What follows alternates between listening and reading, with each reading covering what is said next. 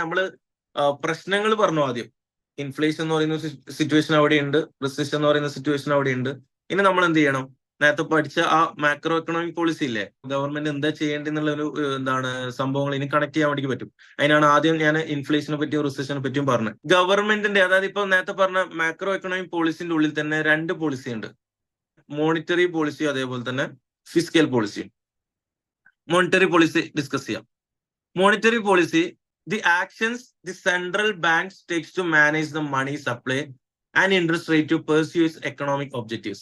തൊട്ടുമ്പ് already പറഞ്ഞു, economic objective meet ചെയ്യുക എന്നുള്ളതാണ് ആക്ച്വലി ഒരു എന്താണ് ഗവൺമെന്റിന്റെ മെയിൻ ഒബ്ജക്റ്റീവ് ആയിട്ട് വരുന്നത്. അതിനാണ് നേരത്തെ ഞാൻ എന്ത് പറഞ്ഞത്, മാക്രോ എക്കണോമിക് പോളിസിന്റെ കുറെ ഒബ്ജക്റ്റീവ്സ് പറഞ്ഞു അല്ലെ. അതിൽ വരുന്നതാണ് എന്ത്, price stability, full employment of resources, അങ്ങനത്തെ കുറെ കാര്യങ്ങൾ. അപ്പൊ അത് നമ്മൾ അച്ചീവ് ചെയ്യാനായിട്ട് രണ്ട് പോളിസി ആയിട്ട് നമ്മൾ ഫർദർ ക്ലാസിഫൈ ചെയ്തു. അതിലൊന്നാണ് എന്ത്, monetary policy. Monetary policy complete എന്താ, actions and plans of the central bank. Central ബാങ്കിന്റെ ആക്ഷൻസ് ആൻഡ് പ്ലാൻസ് ആണ്. ഓക്കെ, ദെൻ അതെന്ത് മാനേജ് ചെയ്യാൻ വേണ്ടി മണി സപ്ലൈ.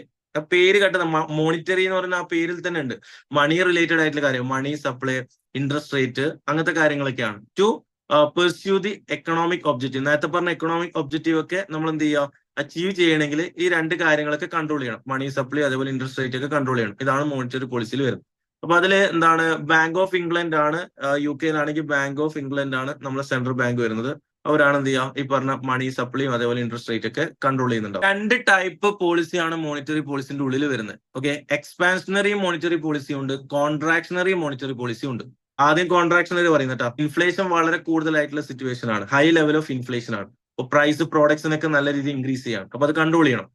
അപ്പൊ അതിന് വേണ്ടിക്ക് when inflation increases central bank charges high interest rate. Okay, inflation കൂടിയ സമയത്ത് എന്ത് ചെയ്യുക, central bank high interest rate charge ചെയ്യുക. എന്തിനു വേണ്ടി എങ്ങനെ ചാർജ് ചെയ്യുന്നത്, bank will start charging high interest rate on loan taken by the public. Central bank normally increase ചെയ്യിപ്പിക്കുക. നിങ്ങൾ കേട്ടിട്ടുണ്ടോ അറിയില്ല, റിപ്പോ റേറ്റ് എന്ന് കേട്ടിനാ, റിപ്പോ റേറ്റ്. സെൻട്രൽ ബാങ്ക് അതായത് RBI റിപ്പോ റേറ്റ് കൂട്ടി എന്നൊക്കെ പറയൂലേ. യെസ്, ഇപ്പൊ റിപ്പോ റേറ്റ് കൂട്ടുക എന്ന് പറയുമ്പോൾ ആക്ച്വലി ഈ എന്താണ്, മറ്റുള്ള ബാങ്കുകളൊക്കെ RBI കടമെടുക്കുന്ന സമയത്ത് മറ്റുള്ള ബാങ്കുകൾ കൊടുക്കേണ്ട ഇൻട്രസ്റ്റിനെയാണ് റിപ്പോ റേറ്റ് എന്ന് വിളിക്കുന്നത്. അപ്പോ RBI റിപ്പോ റേറ്റ് കൂട്ടിക്കഴിഞ്ഞാൽ സ്വാഭാവികമായിട്ട് എന്ത് ചെയ്യേണ്ടി വരും, ബാങ്കുകളും അത് റിക്കവർ ചെയ്യാനായിട്ട്, റീകൂപ്പ് ചെയ്യാനായിട്ട് ഇൻട്രസ്റ്റ് റേറ്റ് പബ്ലിക്കിന്റെ അടുത്ത് നിന്ന് കൂട്ടേണ്ടി വരും.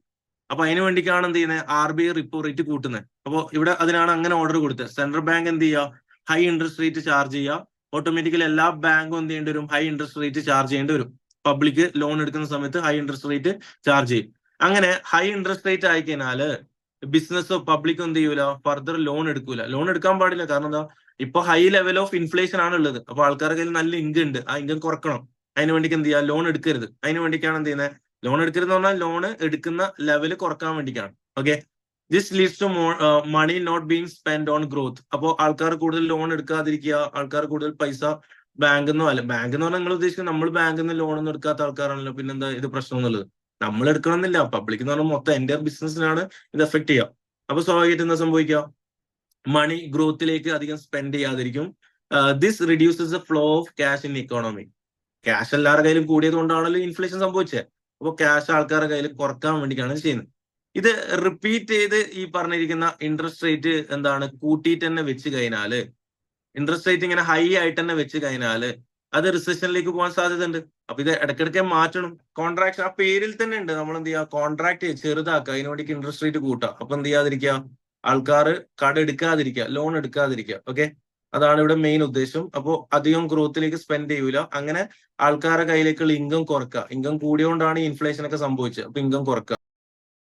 എക്സ്പാൻഷനറി മോണിറ്ററി പോളിസി എപ്പോ അപ്ലൈ ചെയ്യേണ്ട, എക്സ്പാൻഷനറി മോണിറ്ററി പോളിസി റിസഷൻ അല്ലെങ്കിൽ അൺഎംപ്ലോയ്മെന്റ് വളരെ കൂടുമ്പോൾ എക്സ്പാൻഷനറി മോണിറ്ററി പോളിസിയാണ് ഇവിടെ നമ്മൾ യൂസ് ചെയ്യേണ്ടത് റിസഷൻ വരുന്ന സമയത്ത്. കാരണം എന്താടാ, ആൾക്കാരുടെ കയ്യിൽ തീരെ പൈസ ഇല്ലാത്ത സിറ്റുവേഷനും ജോലി ഇല്ലാത്ത സിറ്റുവേഷൻ അല്ലേ ഈ റിസഷൻ എന്ന് പറയുന്നത്. അല്ലെങ്കിൽ അൺഎംപ്ലോയ്മെന്റ് ആവോ റിസഷൻ ആവാം. നേരത്തെ എന്ത് ചെയ്തേ, ഇൻട്രസ്റ്റ് റേറ്റ് നേരത്തെ കൂട്ടല്ലേ ചെയ്തേ. ഇവിടെ സെൻട്രൽ ബാങ്ക് എന്ത് ചെയ്യുക, ഇൻട്രസ്റ്റ് റേറ്റ് കുറക്കുക. അപ്പൊ എന്ത് ചെയ്യുക, ബാങ്കും ഇൻട്രസ്റ്റ് റേറ്റ് കുറക്കും. Central bank interest rate repo rate കുറക്കാന്ന് പറഞ്ഞാൽ എല്ലാ ബാങ്കും അത് ഫോളോ ചെയ്യേണ്ടി വരും. എല്ലാ ബാങ്കും ഇൻട്രസ്റ്റ് റേറ്റ് കുറക്കും. അപ്പോ പബ്ലിക്കും ബിസിനസ് എന്ത് ചെയ്യുക, കൂടുതൽ ലോൺ എടുക്കാൻ തുടങ്ങും. ലോൺ എടുക്കാൻ തുടങ്ങിയാൽ എന്താ സംഭവിക്കുക, അവര് വീണ്ടും വീണ്ടും എക്സ്പാൻഷൻ ഒക്കെ ചെയ്യും. അപ്പൊ ജോബ് ഓപ്പർച്യൂണിറ്റീസ് കൂടും, പബ്ലിക്കിലേക്ക് ജോബ് ഓപ്പർച്യൂണിറ്റീസ് കൂടും, ആൾക്കാരുടെ കയ്യിലേക്കുള്ള ഇൻകം കൂടും. ഇൻകം കൂടുന്ന സമയത്ത് എന്താ സംഭവിക്കുക? നേരത്തെ പറഞ്ഞ ആ ഒരു സംഭവം ഇല്ലാണ്ടാവും, റിസഷൻ പോലത്തെ സിറ്റുവേഷൻ ഉണ്ടാവില്ല. അപ്പൊ ഇത് ഓവർ ആയിക്കഴിഞ്ഞാൽ എന്താ സംഭവിക്കുക? ഇൻട്രസ്റ്റ് റേറ്റ് ഇങ്ങനെ കുറച്ചിട്ട് തന്നെ കീപ്പ് ചെയ്തെന്ന് വിചാരിക്കും, കണ്ടിന്യൂസ്ലി ഇൻട്രസ്റ്റ് റേറ്റ് കുറച്ചിട്ട് തന്നെ കീപ്പ് ചെയ്തെന്ന് വിചാരിക്കും, എന്താ സംഭവിക്കുക? ജനങ്ങളുടെ കയ്യിലുള്ള പൈസ വീണ്ടും കൂടൂലേ? അപ്പൊ അതിന്റെ ഭാഗമായിട്ട് അതിന്റെ റിസൾട്ട് ആയിട്ട് ഇൻഫ്ലേഷൻ വീണ്ടും സംഭവിക്കും. അപ്പൊ ഒന്ന് ചിന്തിച്ചു കഴിഞ്ഞാല് റിസിസ്റ്റന് ഇൻഫ്ലേഷൻ നേരെ ഒരു കോയിന്റെ രണ്ട് പാർട്ടാണ്. അപ്പൊ ഇൻഫ്ലേഷൻ ഭയങ്കര കൂടി അത് കുറക്കാൻ നോക്കുമ്പോൾ റിസിഷനിലേക്ക് പോകും. റിസിഷൻ ഭയങ്കരമായിട്ടുള്ള സമയത്ത് ഭയങ്കര എന്താണ് അത് മേലേക്ക് എത്തിക്കാൻ നോക്കിക്കഴിഞ്ഞാൽ ഇൻഫ്ലേഷനിലേക്ക് പോകും. അപ്പൊ ഇത് രണ്ടും ബാലൻസ് ചെയ്ത് കൊണ്ടുപോകുക എന്ന് പറയുന്നതാണ് ഇവിടെ നോക്കേണ്ടത്. അപ്പൊ എല്ലാ സമയത്തും എന്ത് ചെയ്യണം? ഈ പറഞ്ഞിരിക്കുന്ന ഇൻട്രസ്റ്റ് റേറ്റ് കൂട്ടുകയും കുറക്കൊക്കെ ഇങ്ങനെ ചെയ്തുകൊണ്ടേ ഇരിക്കേണ്ടി വരും കണ്ടിന്യൂസ്ലി. ഒരു തവണ ചെയ്യേണ്ട കാര്യമല്ല. ക്ലിയർ അല്ലത്? കോവിഡ് വെച്ചിട്ട് എക്സാമ്പിൾ വെച്ചിട്ട് പറഞ്ഞുതരാം. ഓക്കെ, അപ്പൊ നമുക്ക് ആദ്യം തന്നെ അറിയുന്ന കാര്യമാണ് കോവിഡ് എന്ന് പറയുന്ന സിറ്റുവേഷനിൽ ബിസിനസ്സിലൊക്കെ ഉണ്ടായ എഫക്റ്റ് അല്ലെ. ആകെ ചില ബിസിനസ്സുകൾ മാത്രമാണ് കുറച്ച് രീതിയിൽ എന്ത് ചെയ്യുക പിടിച്ചു നിന്നത്. ബാക്കി ഒരുപാട് ബിസിനസ്സിന് മോശമായിട്ട് എഫക്ട് ചെയ്ത സിറ്റുവേഷൻസ് ആണ്. ഓക്കെ, അപ്പോ ഈ ഒരു സിറ്റുവേഷനിൽ സ്വാഭാവികമായിട്ടും എന്ത് സംഭവിച്ചിട്ടുണ്ട്? ഇമ്പാക്ട് എന്തായിരിക്കും? COVID-19 നമ്മള് ലൈഫിൽ നേരിട്ട് കണ്ട കുറച്ച് വർഷങ്ങൾക്ക് മുമ്പ് കണ്ട കാര്യങ്ങളാണ്.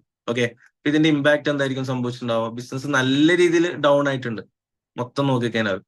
ഓക്കെ, ഇപ്പൊ നമ്മൾ മാസ്കിന്റെയോ അല്ലെങ്കിൽ ഹോസ്പിറ്റലിന്റെയോ അങ്ങനെ എടുക്കുന്നതിന് പകരം എൻറ്റയർ ബിസിനസിനെ നോക്കുകയാണെങ്കിൽ കൺട്രിക്ക് ഏത് എക്കോണമിയിൽ വളരെ മോശമായിട്ടാണ് ഇത് എഫക്ട് ചെയ്തത്. ഓക്കെ, അപ്പോ ഇതൊന്ന് ജസ്റ്റ് ഒന്ന് അനലൈസ് ചെയ്യുകയാണെങ്കിൽ അവിടെ ഒരു ഗ്ലോബൽ ക്രൈസിസ് വന്നിട്ടുണ്ട് നമുക്ക് പറയാം. കോവിഡിന്റെ ഭാഗമായിട്ട് എന്ത് ചെയ്തിട്ടുണ്ട്? ക്രൈസിസ് വന്നിട്ടുണ്ട്. Central bank of countries cut down interest rate to help the economy in the face of COVID-19. Okay, അതായത് ഈ ഒരു സിറ്റുവേഷനിൽ, ഈ ഒരു മോശം സിറ്റുവേഷനിൽ കമ്പനി ഈ ക്രൈസിസിന്റെ സിറ്റുവേഷനിൽ ഏത് അപ്ലൈ ചെയ്യേണ്ടത്? ഏത് റൂൾ അപ്ലൈ ചെയ്യേണ്ടത്? നമ്മൾ പഠിച്ച മോണിറ്ററി പോളിസിന്റെ എക്സ്പാൻഷനറി ആണ് അപ്ലൈ ചെയ്യേണ്ടത്. എക്സ്പാൻഷനറി അപ്ലൈ ചെയ്തിട്ട് നമ്മൾ എക്കോണമിനെ എന്ത് ചെയ്യുക? ഒന്ന് ബൂസ്റ്റ് ചെയ്ത് കൊണ്ടുവരണം. ഓക്കെ, അത് തന്നെയാണ് അപ്ലൈ ചെയ്തിരിക്കുന്നത്. അതാണ് ഇവിടെ കൊടുത്തിരിക്കുന്നത്. ഇൻട്രസ്റ്റ് റേറ്റ് കുറച്ചു പോകുന്നു. ഇൻട്രസ്റ്റ് റേറ്റ് കുറക്കുന്ന ഇതിന്റെ റിസൾട്ട് ആയിട്ടാ. ഇൻട്രസ്റ്റ് റേറ്റ് കുറക്കുക എന്ന് പറയുന്നത് എക്സ്പാൻഷനറിയുടെ ഭാഗമായിട്ട് ചെയ്യുന്നതല്ലേ. പേരും ഇൻട്രസ്റ്റ് റേറ്റ് ആയിട്ട് അങ്ങനെ കണക്ട് ചെയ്യരുതേ. ഇൻട്രസ്റ്റ് റേറ്റ് എക്സ്പാൻഷനറി എന്ന് പറഞ്ഞ ഉദ്ദേശം എന്താ? നമ്മൾ എക്കോണമിനെ ഒന്നും കൂടെ സെറ്റ് ആക്കുക, ബൂസ്റ്റ് ചെയ്യാന്നുള്ള രീതിയിലാണ് വരുന്നത്. അതിന് ഇൻട്രസ്റ്റ് റേറ്റ് കുറയ്ക്കേ വേണ്ടേ. ഓക്കെ അല്ലത്? അപ്പൊ അത് കറക്റ്റ് ആയിട്ട് ചെയ്തിട്ടുണ്ട്. നോക്കാം. Corona virus UK interest rate cut to lowest level ever. ഒന്ന് വായിച്ചു നോക്കിയാൽ മനസ്സിലാവും. This is the second cut in the interest rate in the just over a week, bringing them down 0.1% from 0.25. Okay, 0.25 ഉണ്ടായിരുന്നത് 0.1, അത്രയും കുറച്ചിട്ടുണ്ട്. Interest rate are now at the lowest ever in the banks 325-year history. ഇതിന്റെ പോലെ perfect example അല്ലേ. Interest rate അത്രയും കുറച്ചിട്ടുണ്ട്. അപ്പോൾ expansionary monetary പോളിസിന്റെ ഒരു എന്താ പറയാ വലിയൊരു വേർഷൻ ആണിത്. RBI ഇത് ചെയ്തിട്ടുണ്ട്. RBI ഇത് ഫോളോ ചെയ്തിട്ടുണ്ട്. അതായത് UK എന്താണ് ബാങ്ക് ഓഫ് ഇംഗ്ലണ്ട് ചെയ്ത അതേപോലെ RBI എല്ലാ കൺട്രീസും. ഞാനിപ്പോ UK ബേസ്ഡ് ആയതുകൊണ്ടാണ് ബാങ്ക് ഓഫ് ഇംഗ്ലണ്ടിന്റെ കാര്യം പറഞ്ഞത്. അതേപോലെ RBIന്റെ കാര്യം RBI എന്ത് ചെയ്തിട്ടുണ്ട്? കുറച്ചിട്ടുണ്ട്. ഓക്കെ അല്ലേ? ദെൻ അതിന്റെ ശേഷം സംഭവിച്ചു നോക്കാം. 21-22 എന്താ സംഭവിച്ചത്? Economy recovers with a boom. നേരത്തെ പറഞ്ഞ പോലെ തന്നെ ഇൻട്രസ്റ്റ് റേറ്റ് കുറച്ചത് കൊണ്ട് തന്നെ എക്കോണമി എന്ത് ചെയ്തു? നല്ല രീതിയിൽ വളർന്നിട്ടുണ്ട്. Markets going up. According to a report conducted by World Bank, 2021 is expected to see the global economy growth, cash flow increase. അപ്പൊ നേരത്തെ പറഞ്ഞ ആ ക്രൈസിസ് ഒക്കെ അവിടെ എന്തായി? സോൾവ് ആയി എന്നർത്ഥം. അതാണ് ഞാൻ നേരത്തെ പറഞ്ഞത്. റിസഷൻ എന്ന് പറയുന്ന സിറ്റുവേഷൻ നമുക്ക് വലിയ പ്രോബ്ലം ഉള്ള സംഭവമല്ല. അതൊക്കെ എന്ത് ചെയ്യാൻ നമുക്ക് ഓവർകം ചെയ്യാൻ വേണ്ടി പറ്റും. ഇതിന്റെ റിസൾട്ട് ആയിട്ടാണ് ഇൻഫ്ലേഷൻ വരാൻ ഞാൻ നേരത്തെ പറഞ്ഞിട്ടുണ്ടല്ലോ. റിസഷന് നമ്മൾ ബെറ്റർ ആക്കാൻ നോക്കുന്ന സമയത്താണ് എന്ത് ചെയ്യുക? ക്യാഷ് ഫ്ലോസ് ഒക്കെ കൂടാം. ക്യാഷ് ഫ്ലോസ് ഒക്കെ കൂടിയതിന് ശേഷം സംഭവിക്കുന്നതാണ് എന്ത്? ഇൻഫ്ലേഷൻ. ക്യാഷ് ഫ്ലോ കൂടി, ആൾക്കാരുടെ കയ്യിലേക്ക് നല്ല ഇൻകം വന്നു. Then limited supply of resources ആണെങ്കിൽ അവിടെയാണ് എന്ത് വരാം? ഇൻഫ്ലേഷൻ വരാന്ന് ഓൾറെഡി പറഞ്ഞിട്ടുണ്ട്. അപ്പൊ പ്രൈസ് ഒക്കെ ഇൻക്രീസ് ചെയ്യാൻ വേണ്ടി തുടങ്ങും. ഓക്കെ, അതാണ് ഞാൻ ഇനി പ്രാക്ടിക്കലി കാണിച്ചു തരാൻ വേണ്ടി പോകുന്നത്. ഓക്കെ, അപ്പോ ശരിക്കും എന്ത് ചെയ്തിട്ടുണ്ട്? പ്രൈസ് ഒക്കെ ഇൻക്രീസ് ചെയ്തിട്ടുണ്ട്. 2021-2022 എക്കോണമി ഒക്കെ ഗ്രോ ചെയ്തിട്ടുണ്ട്. അതുകൊണ്ട് പ്രൈസ് ഒക്കെ കൂടിയിട്ടുണ്ട്. പ്രൊഡക്ട്സിന്റെ പ്രൈസ് ഒക്കെ കൂടാൻ വേണ്ടി തുടങ്ങി. അപ്പോ എഗെയിൻ നമ്മൾ എന്ത് ചെയ്യണം? കൺട്രോൾ ചെയ്യണ്ടേ? റിസഷൻ വന്നപ്പോൾ നമ്മൾ അത് കൺട്രോൾ ചെയ്ത് സെറ്റ് ആക്കി. അപ്പോ എക്കോണമിക്ക് ബെറ്റർ അടിപൊളിയായിട്ടുണ്ട്. അപ്പോൾ അതിന്റെ ഭാഗമായിട്ട് ഇൻഫ്ലേഷൻ വന്നു. ഇനി ഇൻഫ്ലേഷൻ കൺട്രോൾ ചെയ്യണ്ടേ? അപ്പൊ സ്വാഭാവികമായിട്ട് എന്ത് ചെയ്യണം? അടുത്ത സ്റ്റെപ്പ് എന്താ? ഏത് മോണിറ്ററി പോളിസിന് അപ്ലൈ ചെയ്യണ്ടേ? നെക്സ്റ്റ് മോണിറ്ററി പോളിസി കോൺട്രാക്ഷണറി അല്ലേ ഇനി അടുത്തത്? എക്സ്പാൻഷണറി നമ്മൾ ചെയ്തിട്ട് സെറ്റായി, എക്കോണമി ബെറ്റർ ആയിട്ടുണ്ട്. ഇനി എന്ത് ചെയ്യണം? കോൺട്രാക്ഷണറി അപ്ലൈ ചെയ്യണം. ഓക്കെ, അപ്പോൾ ഇൻഫ്ലേഷൻ കൂടുതലുള്ള സിറ്റുവേഷൻ ആണ്, കോൺട്രാക്ഷണറി അപ്ലൈ ചെയ്തതിന്റെ എക്സാമ്പിൾ ആണ് ഞാൻ കാണിക്കാൻ പോകുന്നത്. Central bank of countries increase interest rate to control the inflation leading to lesser loans being taken. അതിന് വേണ്ടിയിട്ടാണ് ഈ പരിപാടി ചെയ്തത്. ഓക്കെ, നേരത്തെ പറഞ്ഞ അതേ ബാങ്ക് ഓഫ് ഇംഗ്ലണ്ട് ചെയ്തിരിക്കുന്നത് നോക്കാം. നേരത്തെ എത്ര കാണിച്ച 0.25 0.1% എന്നൊക്കെ അല്ലേ കാണിച്ചത്? ഇപ്പൊ നോക്കിയാ ഡേറ്റ് നോക്കിയാ 3 November 2022 ആയി. നേരത്തെ കാണിച്ചല്ലേ 2020. അതിൽ എന്താണ് എക്കോണമി ഒക്കെ ഗ്രോ ചെയ്ത് അതിന് ശേഷമുള്ള വർഷങ്ങളിലാണ് ഇത് സംഭവിച്ചത്. അപ്പോൾ 2022 എന്ത് ചെയ്തിട്ടുണ്ട്? 2.25 to 3% ഒക്കെ ആക്കിയിട്ടുണ്ട്. ഇതും ലാർജസ്റ്റ് സിംഗിൾ റൈസ് സിൻസ് 1989. അതായത് ഇങ്ങനൊരു സിറ്റുവേഷൻ ഒക്കെ നമ്മൾ വന്ന് പോയത് എന്താണ് ഇപ്പൊ അടുത്ത കാലത്തൊന്നും ഉണ്ടായിട്ടില്ല. ഓക്കെ അല്ലേ? RBI ചെയ്തിട്ടുണ്ട്. RBI repo rate 2020 hike for the 4th consecutive time. RBI കൂട്ടിയിട്ടുണ്ട്. ഓക്കെ അല്ലത്?